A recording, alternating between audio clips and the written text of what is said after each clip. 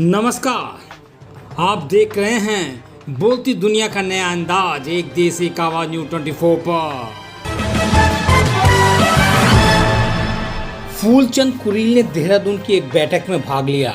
आपको बताते चले कि 31 जनवरी 2024 को अंबेडकर भवन सेवला कला मांजरा देहरादून के अंतर्गत एक बैठक का आयोजन संपन्न हुआ, जिसमें कई समाजसेवी वरिष्ठ गणमान्य व्यक्ति उपस्थित रहे।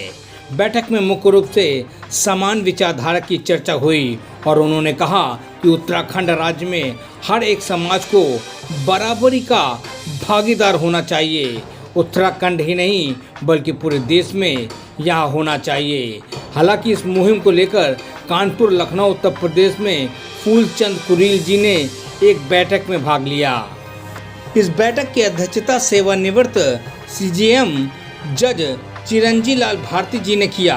बैठक में उपस्थित सभी सम्मानित साथियों ने अपने अलग अलग विचार रखे।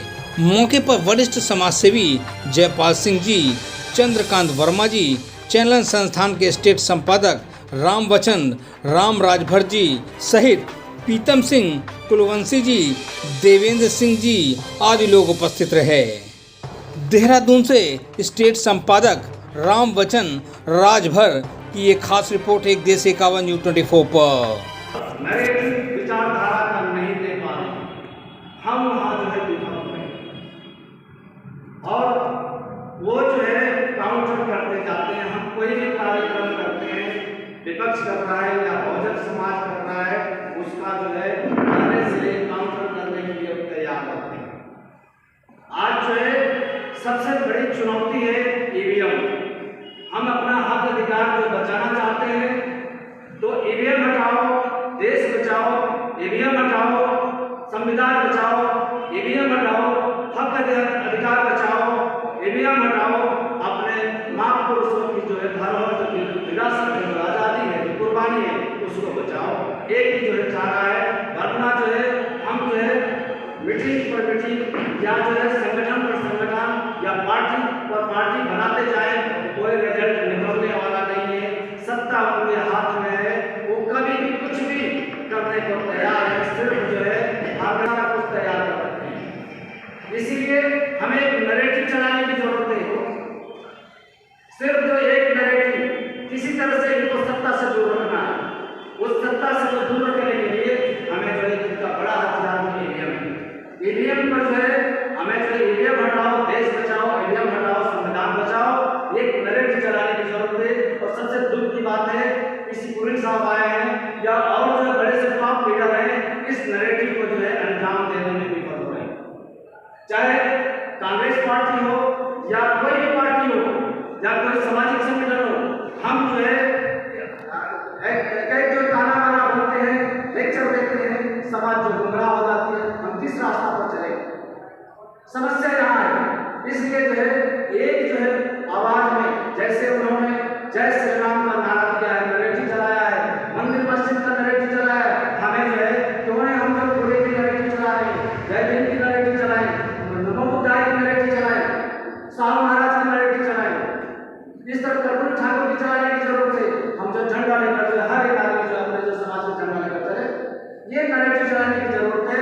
ईवीएम हटाओ, देश बचाओ, ईवीएम हटाओ, संविधान बचाओ, तब तो जो है हम बच पाएंगे। हमारी आज़ादी, हमारे महापुरुषों की धरोहर जो अपना खून देकर जो है हमें आज़ादी दिलाए, तभी हम उनके जो है और अपने हक अधिकार को बचा पाएंगे। और यही जो है सच्ची जो श्रद्धांजलि होगी। मैं ज़्यादा बात बोलकर अपने आप वाणी पर ध्यान लगाता हूँ। जय भगत सिंह, जय भीम, जय भीम। सभी प्रबुद्ध साथियों, और मेरा नाम तो पीसी कुरील है। मैं राष्ट्रीय भागीदारी आंदोलन चलाते हैं। और दूसरी बात, मैं मानवर काशीराम जी के साथ जुड़ा था, वो मुझे घर से जुड़ा था। मैं बामसेप का प्रभारी उत्तर प्रदेश का रहा हूँ। उस समय ये भी उसी के साथ शामिल था। और मैं ख़ास तौर से इस देश में मानवता के लिए, आदर्श भारत के लिए ये विचारधारा को चला रहा हूँ।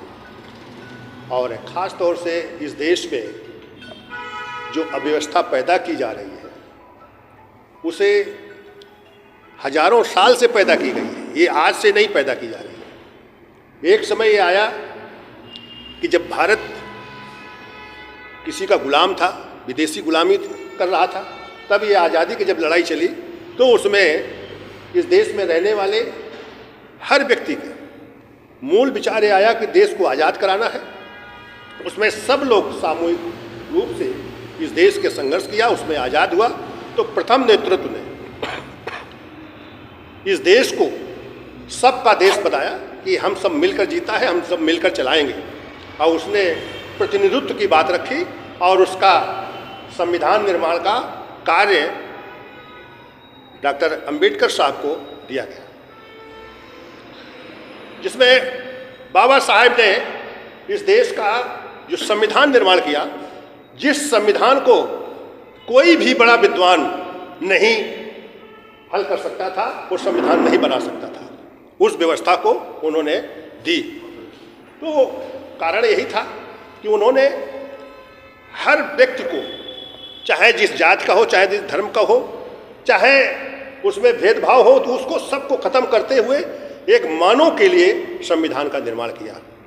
और इसी संघर्ष को जो बाबा साहब ने लड़ा, संघर्ष किया, तो उसको अंत तक ले गए। लेकिन आज फिर अब व्यवस्था धीरे धीरे हावी हो गई। वो कारण साफ है कि इस देश में अंतःकलह में अपनी अपनी विचारधारा समाहित बनी रही और संविधान के रूप में उस सारी विचारधाराओं को एक साथ जोड़कर एक समाज निर्माण का या बंधुत्व का एक आधार दिया गया। लेकिन आज फिर से उन जातियों में और धर्मों में विभक्त करके और सभी के अधिकारों को छिन्न भिन्न करने का ये षड्यंत्र चल रहा है। उसे हमें बारीकी से समझना पड़ेगा। इस देश में तमाम विद्वानों ने संघर्ष किए हैं, लेकिन लास्ट में ऐसे महापुरुष हुए, चाहे बाबा साहब रहे हों, चाहे मानवर काशीराम जी रहे, ये दो ऐसे आए जो सब के लिए समान अधिकार की बात कही। हम लोग बहुजन को मतलब नहीं समझ पाए, हम बहुजन को केवल दलित, पिछड़ा, माइनॉरिटीज में ही रख लिया, जबकि ऐसा नहीं है। ये बहुत जनों का है जो एक विचारधारा से जुड़े हो, ये उसका मुख्य आधार है।